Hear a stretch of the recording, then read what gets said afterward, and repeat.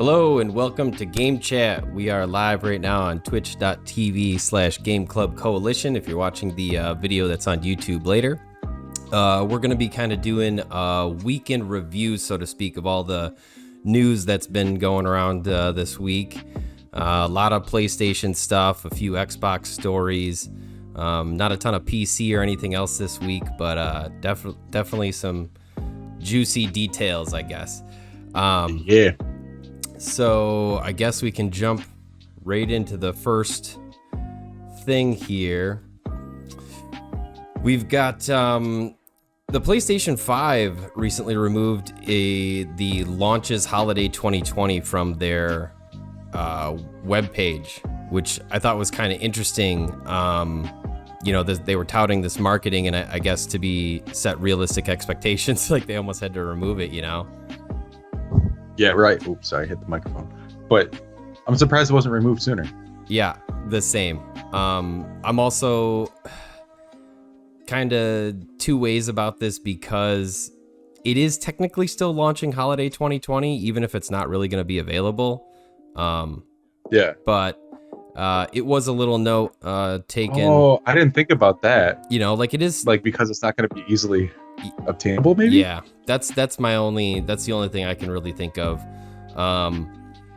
But it's interesting nonetheless, just out of the lack of information that Sony's given with everything else, and then to just kind of slyly be like, whoop, oh yeah, this isn't here anymore. And that was Thursday then, right? When they did the PS5 UI reveal? Yeah, it was right around that same time. It's kind of weird. I mean, yeah, it's like launching holiday season. We know that. It's November 12th. I'm actually surprised it still said Holiday 2020 and not November 12th. It's weird. And then to just remove it altogether. Yeah. I wonder if they're, I didn't think about it till you said it, but hedging their bets kind of it's going to be kind of hard to get. So let's not tell people. Yeah, let's not really say what it is. It also could be because it's launching so soon. But yeah, that's probably also 70% probably the reason they did it. Right. Continuing on with PlayStation news, details on the new voice chat functionality coming to PS5 earlier this week in, I believe, update 8.0 that rolled out to all PlayStation 4s. There was basically a message that looked scary. It said something along the lines of that, you could possibly be recorded or something like that, and the wording on it was very weird, and a lot of people kind of initially assumed that Sony was going to be recording your voice all the time, which actually isn't the case. And so Catherine Jensen, who is the head of global consumer experience PlayStation, kind of threw out on the blog post here, let's see if I can get this highlighted. So, that looks awful. Change that. So anyways, PlayStation gamers learned about this new function in an unexpected way following the recent PS4 8.0 system update. We didn't clearly communicate this feature or explain why we were introducing it, and we apologize for that. When the PS5 console launches in November, PS5 users will be able to chat with PS4 users, which is why we needed to include an advisory with the latest PS4 system update. So I don't think this function is going to work on PlayStation 4, but if you are in a party chat, because it's sort of cross-generational, they do, users basically have the ability to record you, which I don't think is necessarily a bad thing. And they do say in here that once the console launches, if a player needs to file a harassment report, they can include up to a 40-second long voice clip, 20 seconds of the main conversation, 10 seconds before, and 10 seconds after. Okay. Well, it's a lot more. Right. And so this is a manual process. Yeah. This is something that a user has to actively do. And it's not like recording a 10-minute conversation, right? This isn't like 1984, everybody's spying on you. Right. And even though most of our devices aren't. Yeah, and realistically, you can report people for voice chat and recorded clips in just about anything on PC. I think on Xbox for a long time it's been there. I don't think this is invasion of anybody's privacy by any means, which like a lot of people kind of took it as, I should say. Yeah, they were freaking out, man. They're like, oh, Sony's so not consumer friendly yet again, right? Like, invade, but yeah, I think it's good, man. Like, more and more kids are growing up in this world of constant connectivity and harassment and bullying. And if there's a way that we could try to circumvent that and, punish these players for saying super hateful things, I mean, absolutely. Why not, man? Like, that, as a parent, that's how I see it. I'm sure as a gamer, it's like, I should be able to say whatever I want. Don't bring politics into my games. Don't bring politics into Wolfenstein. That was never about politics. Are you kidding me? Right. But yeah, I think it's fine. I think overall though, it's not crazy. I get a lot of people's concerns initially thinking that this, Sony was going to be recording everything that they were saying, and this isn't like it did initially look like that in a weird way, kind of. It did, and I couldn't find the exact wording right before we started, but yeah, it did sound very obscure. It sounded more scary. Yeah. The way that it was maybe recorded. You could potentially be re-recorded. By PlayStation. Sony. Anyway. Sony. Yeah. So yeah. So that was weird. No big deal. I think at the end of the day, doesn't hurt anybody. Just only punishes those who would be abusive or bully-like tactics or anything like that, right. which I think is totally fine for moderation, right? Like, I know a lot of people will be like, you could never survive Modern Warfare 2 Xbox lobbies, but or Halo 2, dude. Yes. It's awful. But yeah, I don't think it's bad. But like, anyway. No, and it's like, it's also like the voice chat, right? Like, are you going to be in a party with a bunch of people you don't really know, right? Like, you and I chat all the time on PS4. I don't think we'd be having a conversation and then you'd be like, oh, he called me fat, I'm going to report him. You know what I mean? Like, I just don't think that's, I don't know. But like, yeah, there is that gameplay set of competitiveness with Call of Duty, games like that, where it's just like, F you mother gun, son of a gun, and it's just like, yeah, maybe you shouldn't do that. Maybe this is just going to make you think twice before speaking. Right. Oh, darn. Right. Oh, darn. I know I be too sometimes. Moving on to the next one, the PlayStation 5 User Interface. That was a big reveal of this week, and I think probably one of the biggest news pieces, even though something like this I don't think should have been like big news by any means, right? This should have just been something that we like got fed a long time ago. Yeah. Weird year, though. You know what I mean? Yeah. Like, did you expect Burger King to tease it? I didn't. Well, you know what I mean? Like, I know that it was. Yeah, I think Burger King's thing was more of a. Wasn't that a promotion of some sort where you could win them? Yeah, but it was also like the same day, October 15th, when they showed it. So it's like, it kind of like all lined up in a really weird, like, Burger King type way, which is kind of funny. But yeah, whatever. Super cool though. Glad to see it. Yeah, so layout looks real clean, I think, overall. The image that I've got on screen is like the basic home screen, which is, again, I think something that they should have showed initially, but hey, we got what we got, Exactly. We saw it, man. But since this has come out, a lot of players have been really digging into looking for clues with stuff that they didn't really show us. One of the things that in the party chat that they had, there was a guy named Craig Wilson, which is the name of the brute from Halo, so that was like a cute little like. Did they name it Craig Wilson? Yeah. Or is it just Craig? Oh, that was like, I thought that was I thought it was just Craig. No, and that's the name of the guy that even Phil Spencer was like, yeah, that's their new Xbox mascot, So that's pretty funny. That was a nice little touch that there was a guy in there like that. One of the other things though is on the I believe it was called the control center.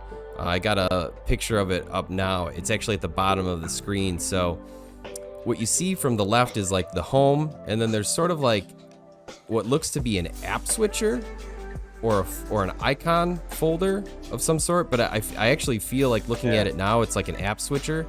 And in some of the other pictures, which I can pull up, it shows Sackboy running here, right? And then they switched over to Destruction All-Stars, which then took over the main little icon. However, it didn't ask you if you wanted to stop or suspend the game. It just jumped right into it, right? So a lot of people are speculating that this could mean that this is essentially like Xbox's Quick Resume, or a way to like kind of keep a game in a stored state so that you can fire it right back up. Yeah, I think that's kind of the vibe I got. But again, if we would have seen it as a cold boot, I feel like we would have had a better idea of how all of these things are playing with each other. Yeah. Because it's like the editing could make it different, right? Like, is that just the icon for the home screen? Or is that the icon for switching apps? Well, the home screen is all the way on the left. It looks like a little house. Oh, Jesus, I didn't even see that. Does it? Yeah, it does. And so, like, and that's the thing is, like, where those games were placed, their little icon, like, that's the current game. So this little thing, it almost looks like it's like slides or whatever, right? Almost like on, I think it's on iPhones when you're on Safari and you go to, like, tap over to see your tabs, the way it, like, breaks all down. It kind of reminds me of that, actually. So it really does. That was an interesting thing, and I think while it's not a necessary feature, it would nice to have, not just for competition's sake, but in theory with the solid state drive's performance and everything that they've been touting, to see Xbox have a feature that they don't would be kind of weird, maybe. Yeah, I know that they're trying to go a different way in how they present games to people, obviously. But when it comes to basic functionality and user experience, I feel like they should be in line to remain competitive with their hardware. So maybe we don't need what Xbox can do, 4 or 5 games? Yeah, I'm not even sure. In Quick Resume? I did also hear that you can actually turn the console off, unplug it, move it somewhere else, plug it in, turn it on, and still Quick Resume. That's interesting on the Series X. Well, and I guess the theory is too that it stores the game in part of the drive space, essentially the running game. It leaves like a paused state, like oh man, why can't it save state? Yeah, but isn't there something else that it's called in like old school video games? When you run emulators and stuff, I can't think of it.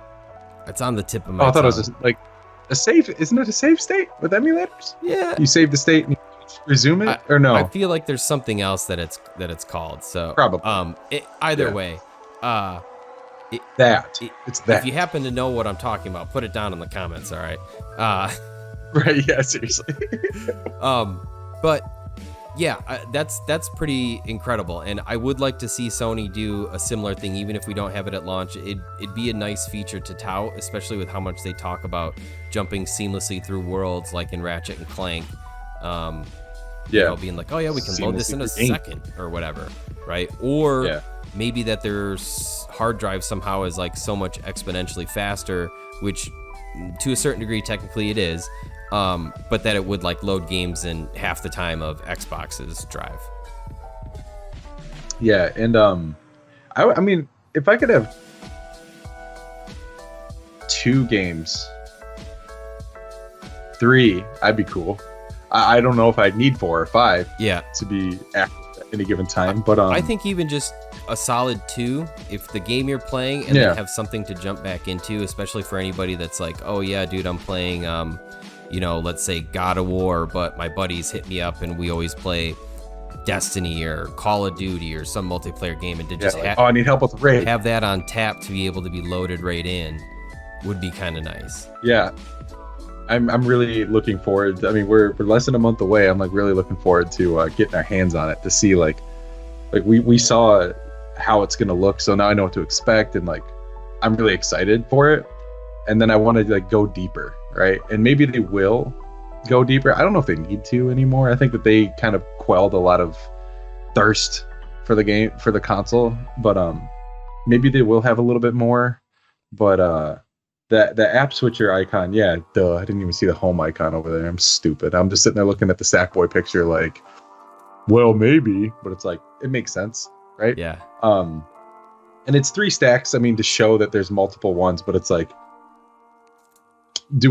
is it gonna be 3 only, or is that just implying multiple? You know, I mean, we won't know. Right. Maybe it's like 5 PS4 games and 2 PS5 games at once. You know, like something crazy, or not.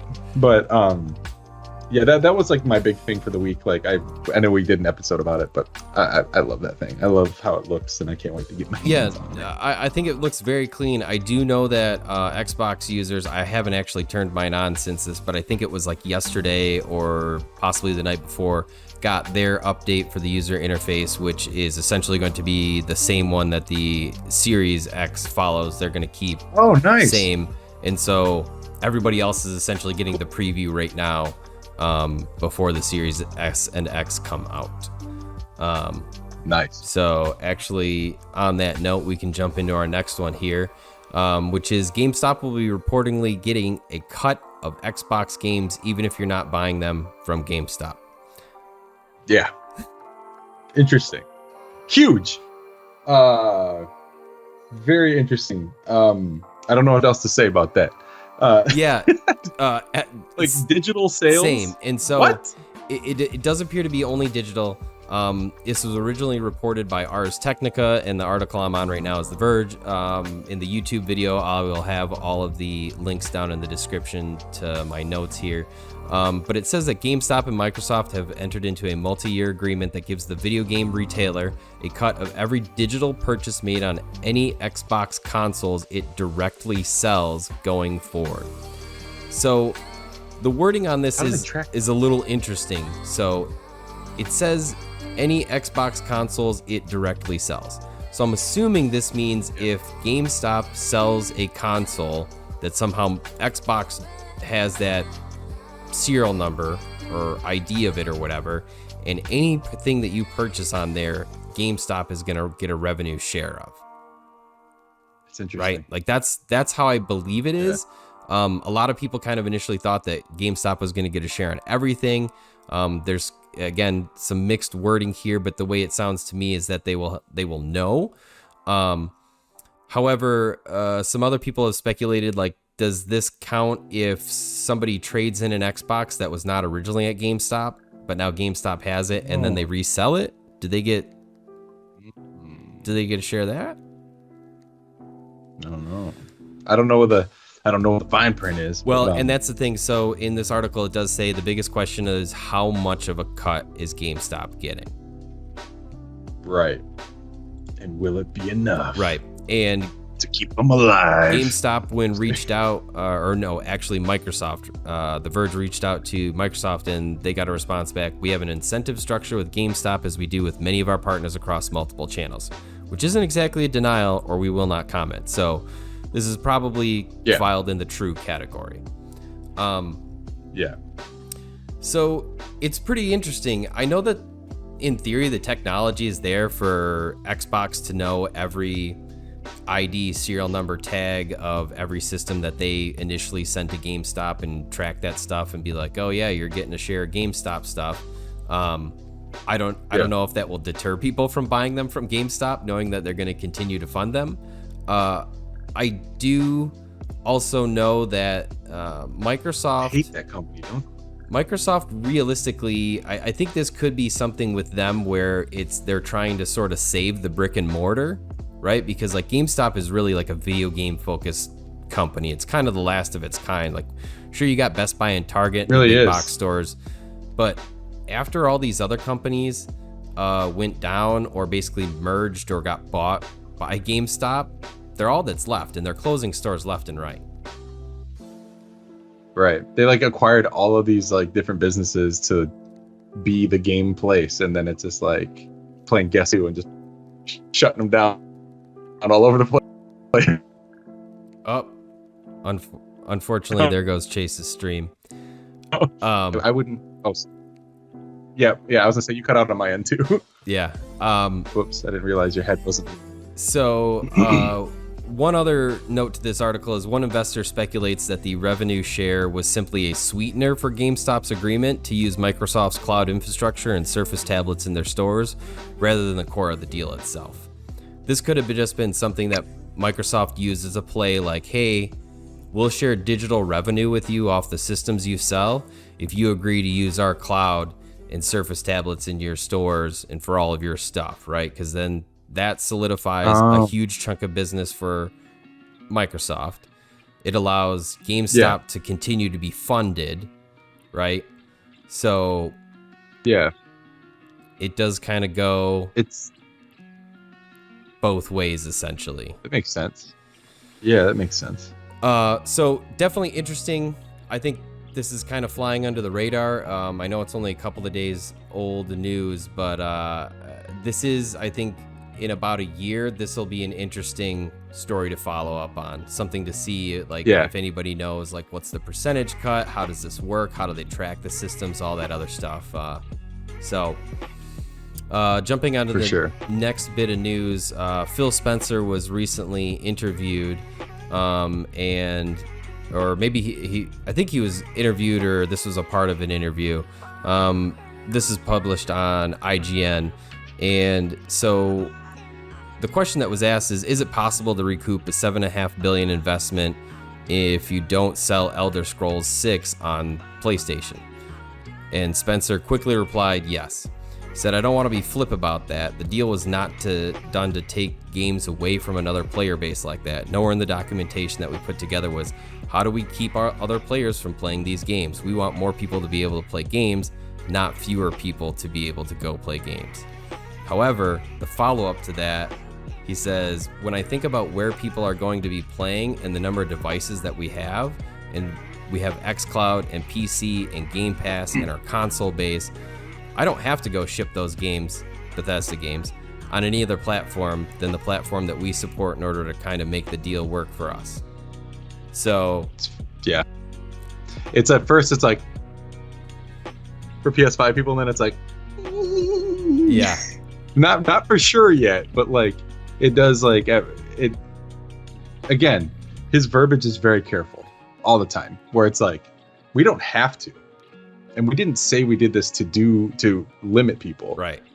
But we have all these great ways to do it our way, you know what I mean? So it's like, it could be business as usual Microsoft published game on a PS5, or it could be like, yo dude, you've got enough money for a PS5, xCloud subscription, right? You know, because they do have a history of publishing other games like Minecraft Dungeons, and I want to say there's another one, and obviously they're going to continue to uphold the PlayStation exclusive on those couple of games there.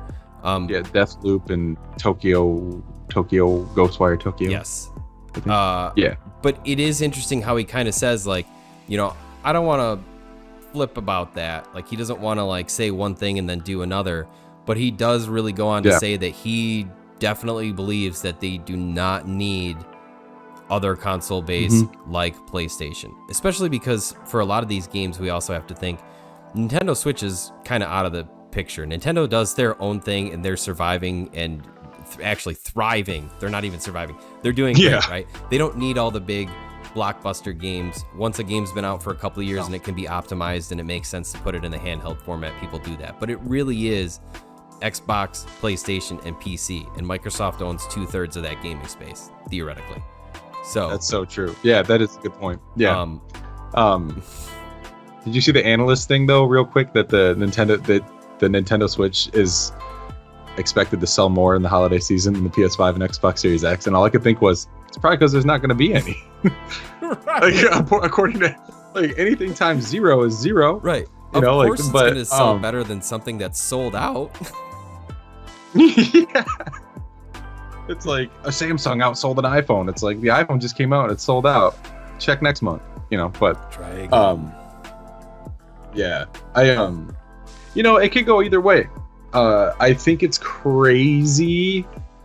Again, I don't want to sound like I'm being biased here, but like, such huge IPs across all these platforms for so many years, and then to just kind of skirt is like kind of crazy. But hey, they can do whatever they want. We've said it, I think, 3 different times. Like, we don't know.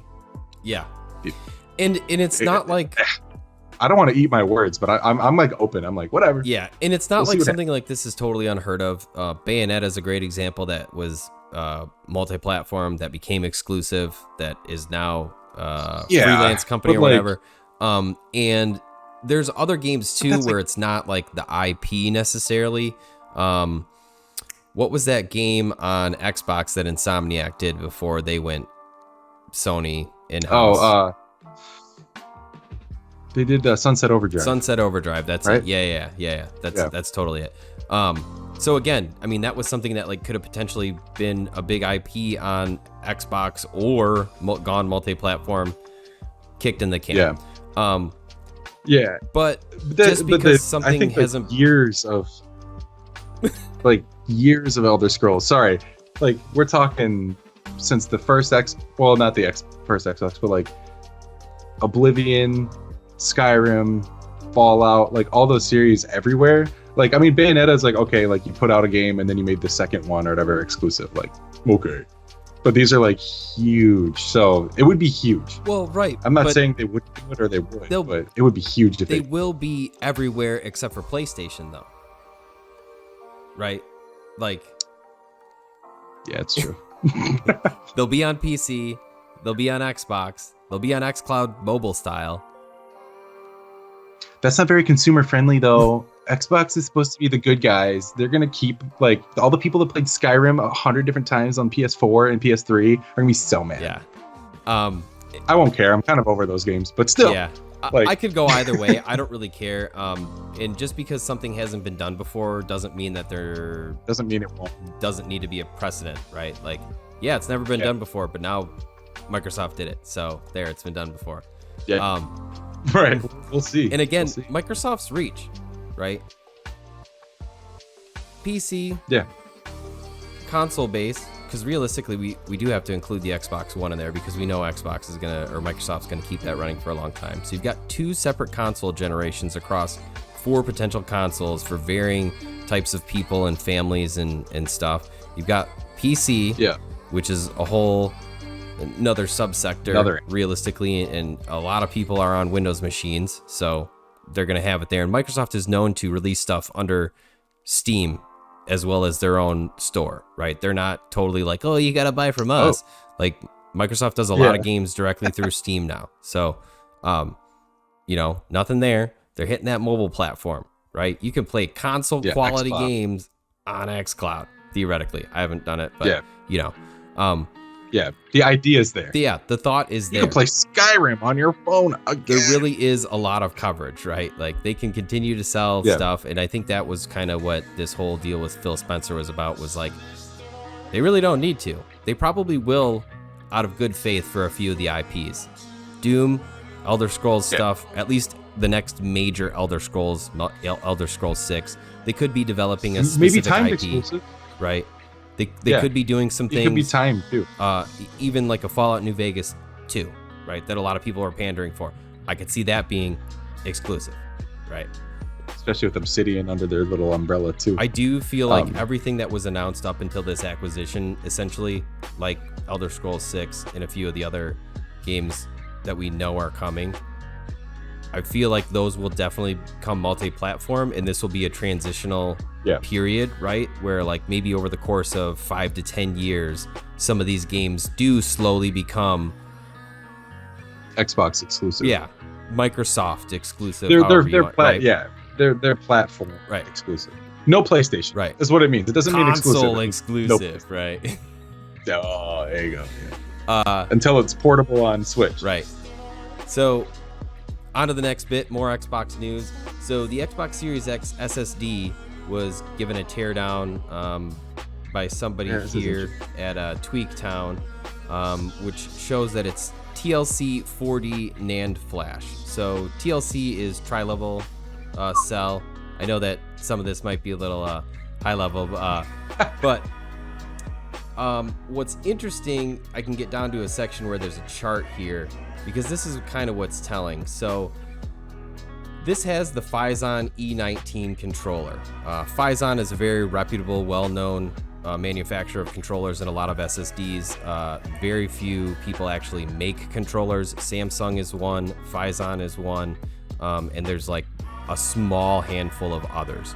The controllers kind of what make everything work. They kind of give you your limits, right?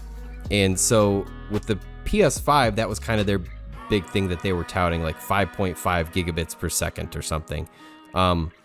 So when we're looking at this chart here, the E19, it's got a sequential read and write of 3.5 gigabits per second. That's the potential. Now, these are proprietary to the Xbox Series S and X. This is what you get. There are no options. That's it. So, when compared to the PS5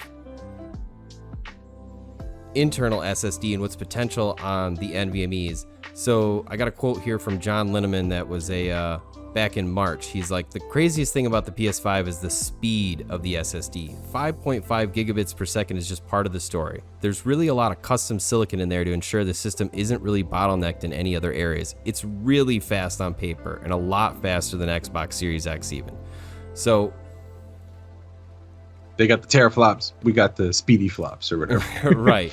So what we do know about the PlayStation 5 is that it's a custom controller, but they say 5.5 gigabits per second raw speed and typically 8 to 9 gigabits per second compressed.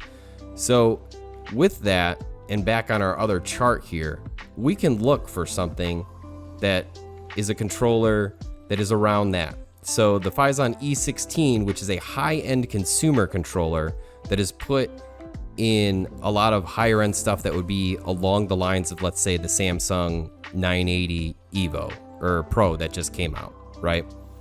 Oh, yeah. Because I believe that is actually their own custom, and that can be up to 7 gigabits per second. So if the external that's proprietary for Xbox, that's probably pretty telling about the internal drive, right? Mm-hmm. So 3.75 gigabits per second. Now the PlayStation one is 5.5. And you're getting a lot more than just speed with this, right? There's a lot of bandwidth. And with these higher end ones, right, on this chart, I don't know if you can really see it, but the one that's in the Xbox is only 4 channels. So like 4 roads to drive down, right? 4 lanes. Think of it that way, right? While this other higher end one has 8 channels, and I believe the PlayStation's has 8 as well. But you're going to be able to stick in your own M.2 NVMe drive into a PlayStation 5, and it's going to be able to play games off of that. And they did say that it has to be certified or something like that. However, I think some of these higher end ones are going to be like the Samsung 980 Pro that just came out. The 1 terabyte version of that is $229. The Xbox expandable storage is also $229, but we know that it's a lower tier drive is the thing. So same price. Interesting. One is specific, but you're getting, and one is universal. Yeah, that's also kind of, I didn't think about that, you know. The big thing about the proprietary nature of Xbox, I think, is fascinating. I guess is like it's the opposite of what Sony did with like the Vita. It's like Sony learned their lesson about proprietary hardware because like those cards were expensive and stupid. Absolutely. I don't think Microsoft's making the same mistake, but like by making a proprietary card, they can control the price to some degree, or maybe there'll be third party ones. I'm assuming like right now it's a Seagate Xbox sort of deal, right? I mean, there could be like SanDisk, but nobody would buy that just out of fear. Well, the proprietary nature may also mean that nobody's able to, right? Maybe that's the thing. Right, is like could be like contract you can't make for them. And I think that with that being said, it being proprietary, it's not going to be affected by price fluctuation in memory as things even out. Like these NVMe drives that we're going to put into our PS5s are going to be for computers too. Right. And more people are going to get them. They're going to make more. They can make more versions. We're going to be able to choose a lot more. And I think we talked about it the other night, and you were like, dude, like one of these could go on sale on Cyber Monday. Who's to say the Xbox one isn't? Right. Or is gonna be $230. Like, it's like I could get the same thing but faster, technically better for less. Like, and it's yeah, I think proprietary is good for Microsoft, not so great for consumers. But ease of use, though, you know what I mean? You can slap it in. Some you know, ease there's of use. Absolutely. I mean, installing the NVMe doesn't look too bad to me, but like some people might be like, remove a screw, stick in the front part, and then push it down, and it's not that. You know how people? It's not that big. You know how people feel about those screwdrivers? I know. In quarters. I will say though, huge advantage to buying a straight up NVMe drive, Gen 4 specifically, is just that it has other purposes, right? Maybe the PlayStation 5 gets old or whatever down the line, but that's still a good drive, so it's going to actually hold a high value.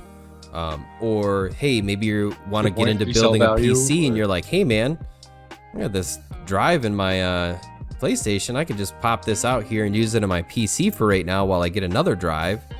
Yeah, 100%. There's lots of uses for it, especially beyond the life of the console, right? I hate proprietary stuff like that, right? Because like once, let's say next gen, 5, 7, 10 years after like PS6 what and about Xbox that great 2.7, Xbox 360 hard drive? Right. That stuff all becomes useless, right? And so like from a environmental perspective, that becomes tech waste. It's harder to sell. It becomes cheaper, but that's the only thing you can use it in is their stuff. So I do like to see PlayStation kind of going more universal with their I was gonna say accessories, but really it's just that drive and some of the other stuff. I just feel like they're trying to be a little bit looser on where they did with the Vita and what was it, the PS2 and 3 and the memory cards and all the other like super specific things. And think about the PSP, like, you know, the UMD drive like cards. Like they made their own format for those little things. You know, I feel like going into this generation, I was afraid of Sony kind of resting on their laurels, and I was for a while, but I feel like they're kind of like, they're doing okay. Yeah. They're not as, it wasn't as dire as it was when like Microsoft bought Bethesda and it was like,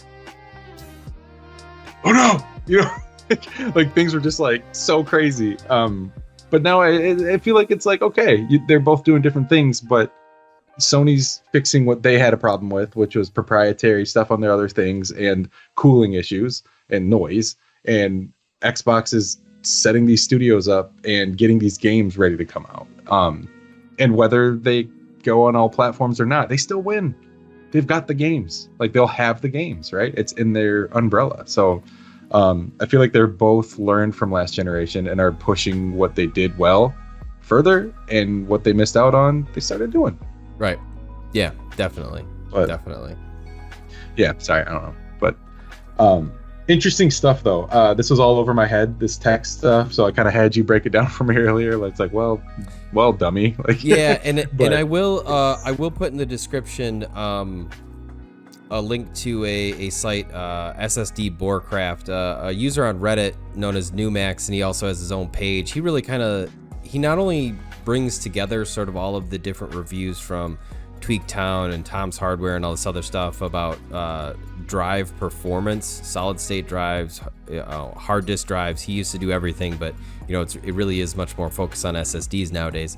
But there's a lot of like nice information in there at his site. He's got some flowcharts too, even for like sort of like a dummies guide, if you will, if anybody remembers those books from back in the day, though that's probably dating myself. But he'll Internet for Dummies. He literally has a spreadsheet that's like, here's these buckets like budget, consumer, prosumer, and everything's broken down, and he has all these different brand names of drives, and like this is what you get, or this price point gets you this equivalent, this has DRAM, this doesn't, which having RAM inside of your drive helps it be faster and hold on to more stuff, right? For random or for ready access, so to speak. And so there's a lot of really neat information, and it does get super technical. I know that's not for everybody, but I think the end of the day, the interesting point is that Samsung's newest PCIe 4.0 drive that's coming out is $229 for a 1 terabyte version, and that is going to be considered a prosumer drive that is a high-end, very, very nice, good internals and electronics. It's going to be super fast, probably faster than the PlayStation 5's internal, theoretically. They're starting to saturate the PCIe 4.0 lanes at that point, right? They're totally filling it up. That's the speed they're trying to hit. And Xbox is essentially going to be half of that at 3.75. And it's going to be the same price. Yeah.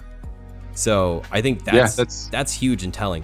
In theory, that is huge. Double the performance on a drive that can be used anywhere, right? That's a win.